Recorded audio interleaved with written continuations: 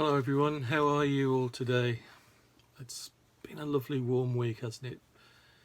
And I know I've been speaking to one or two of you, and those with green fingers, and you've been out in your garden planting seeds and, in a sense, I suppose, planting hope for the future, for flowers to bloom and vegetables to grow. Now I also know, and this is serious, that many of you will need a haircut. I'm lucky because I had my hair cut almost to the bone just before all this started, so it's not too bad at the minute. But my wife is looking more like a Coldstream Guardsman as the days go on. But she won't let me near her with the scissors, and it might be because she's aware of something in my past, a story that I've told her. When I was about 12, my friend Ray, who I'm still friends with now, his mum gave him 5 shillings to go out and get his hair cut. And I had an idea. We weren't, our parents weren't very well off, but I had this idea that I could cut his hair, and we could each pocket 2 and 6pence, which was enough to get us both into the Molyneux to watch our beloved Wolves. And he agreed. But the only scissors I had was a pair of wallpaper scissors, and I sat him down. I sat him down in the kitchen and got to work. And I was doing a great job. I really was. I was doing a great job. And the only problem I had was leveling up the sides. You know, when you cut your hair and you got that there, and that's just down there, so you have to go back up to there to bring it up to that level, but then it just goes there, and then you got to get back to this, and it goes there. So that's how it was. And I was halfway up his head by then, and he started to panic, and he began shaking his head and saying, "No, no more, no more," which caused me to cut a huge chunk out of his remaining hair and stab his head at the same time, causing profuse bleeding. And we eventually managed to stem the bleeding before he went home. And when his mum saw this, what I thought was a magnificent haircut, she went bananas. And his protestations, because we'd worked this out, his protestations that it's the fashion now, Mum, didn't go down too well. And she marched him down to the barber's to ask what on earth they thought they were doing. And my friend was protesting all the way, but he didn't quite manage to tell his mom that his friend had cut it until they actually got into the barber's. And she was in full flow by then. And he just managed to tell her.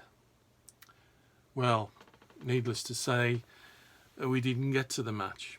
And I avoided going round his house for quite some time. Next time I'll tell you about when my wife cut my hair. And the reason I tell such stories is because humour is so important, isn't it? It's so important in our day-to-day lives, and when we take ourselves too seriously, it's not good. It's because it enables us to step back a little, to see the absurdities of life, doesn't it? And to laugh at ourselves, and there's a lot to laugh at, really. But sometimes when you're in the middle of a crisis, and the best thing to do is often the hardest thing, to step back. And humour does, it enables us to step back and to look at a bigger picture, or an alternative picture.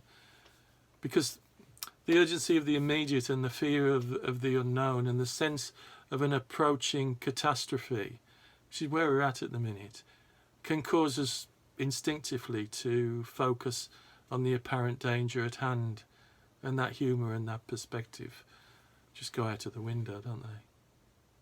But the feeding of fear, it's constant, isn't it? It's feeding in fear upon fear, because it's increased in today's society. 24/7 reporting. We sometimes seem to be information rich and wisdom poor in our society. We're faced with such an unrelenting stream of bad news, and sometimes it feels as though we're drowning. And the temptation to bury our head in the sand can be understandable. It really can. Oh no, not another program, not another article, not other analysis about the virus. No more. And that certainly is my reaction, because I'm a bit of a news addict and I have a serious interest in politics. But I've found that I've had to ration how much news I watch, because all the news is about the virus, isn't it? It's all there is. And I watch many news channels from around the world, and they're all the same. They're all focused on the virus. And we need to know about the virus, we do. But we desperately need to keep a sense of perspective. And in that sense of perspective, I think we will find hope. And it's fairly certain, isn't it, that at some point in the future, perhaps the not too distant future, a vaccine will be discovered for this particular strain of the virus. But where's the vaccine for fear? And fear seems to be stalking the world right now. It's been piped into our living rooms, and we're soaking it in a way that's not particularly healthy for us. And hope, real hope, seems to be missing. Real hope has to be more than the wish that this would be over and that we can carry on with life as usual. And this approach, this virus has exposed that view, that approach of life has been a bit shallow. So where do we find hope? Well, we can find hope in God, the eternal hope, who's the same yesterday, today and tomorrow. And we need to understand that, and we need to soak ourselves in that and not soak ourselves in fear. We need to be still enough to listen to God and not to enter into that ceaseless, noisy place of fear. And that we can be real in that. We're not trying to pretend that the issues don't exist. We're not burying our heads in the sand in saying, listen to God, take time out, listen to God. Pray, read God's word. We're not burying our heads in the sand.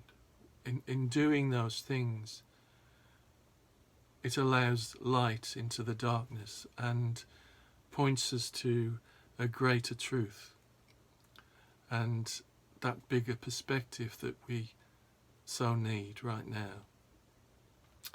Now don't forget to tune in, and I'll tell you the story about my haircut. And just keep safe and look after yourselves, and God bless. Hope to speak and see you all soon. Bye-bye.